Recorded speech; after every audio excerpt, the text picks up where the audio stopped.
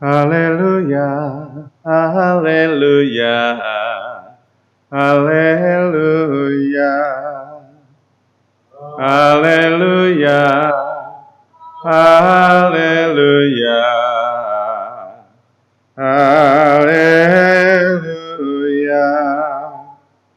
Sinarilah hamba-Mu dengan wajah-Mu, dan ajarkanlah ketetapan-ketetapan-Mu kepadaku. Haleluya, haleluya, haleluya. Tuhan sertamu dan sertamu juga. Inilah Injil Yesus Kristus menurut Matius. Dimuliakanlah Tuhan. Sekali peristiwa datanglah Petrus kepada Yesus dan berkata, Tuhan, sampai berapa kali aku harus mengampuni saudaraku jika ia berbuat dosa terhadapku? Sampai 7 kalikah? Yesus menjawab, bukan hanya sampai 7 kali, melainkan sampai 70 kali 7 kali. Sebab hal kerajaan surga itu seumpama seorang raja yang hendak mengadakan perhitungan dengan hamba-hambanya. Setelah ia mulai mengadakan perhitungan, dihadapkanlah kepadanya seorang yang berhutang 10.000 talenta. Tetapi karena orang itu tidak mampu melunasi hutangnya, raja lalu memerintahkan supaya ia beserta anak istri dan segala miliknya dijual untuk membayar hutangnya. Maka bersujudlah hamba itu dan menyembah dia, katanya, sabarlah dahulu, segala hutangku akan kulunasi. Tergeraklah hati raja oleh belas kasihan akan hamba itu, sehingga hamba itu dibebaskannya, dan hutangnya pun dihapusnya. Tetapi ketika hamba itu keluar, ia bertemu dengan seorang hamba lain yang berhutang 100 dinar kepadanya. Kawan itu segera ditangkap dan dicekik, katanya, bayarlah hutangmu. Maka sujudlah kawan itu dan minta kepadanya, sabarlah dahulu, hutangku itu akan kulunasi. Tetapi ia menolak dan menyerahkan kawannya ke dalam penjara sampai semua hutangnya ia lunasi. Melihat itu kawan-kawannya yang lain sangat sedih, lalu menyampaikan segala yang terjadi kepada tuan mereka. Kemudian raja memerintahkan memanggil orang itu dan berkata kepadanya, Hai hamba yang jahat, seluruh hutangmu telah kuhapuskan oleh karena engkau memohonnya. Bukankah engkau pun harus mengasihani kawanmu, seperti aku telah mengasihani engkau? Maka marahlah tuannya dan menyerahkan dia kepada algojo-algojo, sampai ia melunasi seluruh hutangnya. Demikian pula Bapa-Ku di surga akan berbuat terhadapmu, jika kalian tidak mengampuni saudaramu dengan segenap hatimu. Setelah Yesus selesai dengan pengajarannya, berangkatlah ia dari Galilea dan tiba di daerah Yudea di seberang Sungai Yordan. Demikianlah Injil Tuhan. Terpujilah Kristus.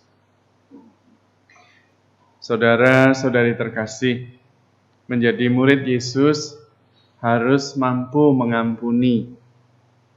Karena keselamatan kita berdasarkan pengampunan. Kita ini orang yang berhutang banyak sekali. Dikatakan 10.000 talenta, mungkin lebih banyak. Seluruh hidup kita adalah hutang kepada Allah. Hutang kebaikan, hutang pengampunan, hutang cinta kasih. Setiap hari Tuhan mengampuni kita. Memberi kesempatan kepada kita supaya kita bisa bertobat dan berbuat baik menjadi lebih baik. Maka kalau kita tidak mengampuni, kita seperti kisah orang yang ada dalam Injil. Orang yang tidak tahu berterima kasih. Sudah diampuni, dihapuskan hutangnya, tidak mengampuni saudaranya yang berhutang lebih sedikit dari kita. Kita seperti itu. Kita adalah orang-orang yang berhutang banyak. Kalau ada saudara-saudari kita yang berhutang kepada kita, hutangnya sedikit, tidak sebanding dengan hutang kita yang banyak sekali. Kalau kita diampuni oleh Tuhan, Tuhan mengampuni kita, mengampuninya banyak sekali. Kalau saudara-saudara kita bersalah dan membutuhkan pengampunan dari kita, pengampunannya yang dibutuhkan sedikit sekali. Tidak sebanding dengan pengampunan yang kita butuhkan.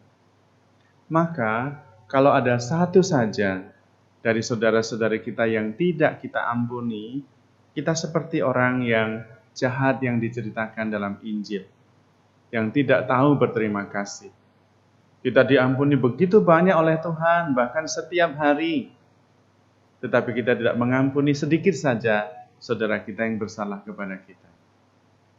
Tapi mungkin kita bisa mengatakan, tapi saudara saya itu bersalahnya luar biasa menyakitkan.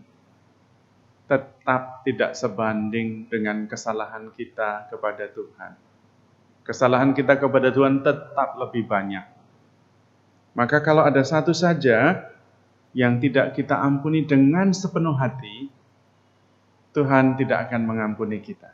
Jelas di dalam Injil dikatakan, demikian pula Bapa-Ku di surga akan berbuat terhadapmu jika kalian tidak mengampuni saudaramu dengan segenap hatimu. Jelas. Maka kita harus mengampuni siapa saja. Tetapi terutama pengampunan itu membebaskan kita sendiri. Jadi sebetulnya kalau kita mengampuni, yang diuntungkan pertama itu ya kita, bukan orang yang kita ampuni. Kita kemudian menjadi bebas, ringan, tidak terbeban, tidak terbelenggu oleh rasa sakit hati dan dendam. Dan itulah rahmat yang pertama yang kita terima. Maka jangan tanya berapa kali, kalau bisa semua kita ampuni, supaya kita yang merasakan sukacita, kebebasan, kegembiraan, dan berkat dari Tuhan. Maka mari kita belajar untuk mudah dan mampu mengampuni. Sekaligus juga mudah dan mampu memohon ampun atas segala dosa kita yang banyak itu. Tuhan menyelenggarakan hidup kita pertama-tama dengan mengampuni dosa kita setiap hari, sehingga kita tetap masih bisa hidup sampai saat ini. Allah Bapa Maha Kudus, kami bersyukur atas rahmat iman, sehingga kami mengerti dan percaya betapa besar kasih-Mu kepada kami. Meskipun berdosa, kami tetap Kau ampuni. Berilah hati kami kemampuan untuk mengampuni, seperti Engkau telah mengampuni kami. Sebab Engkaulah Tuhan dan pengantara kami. Amin.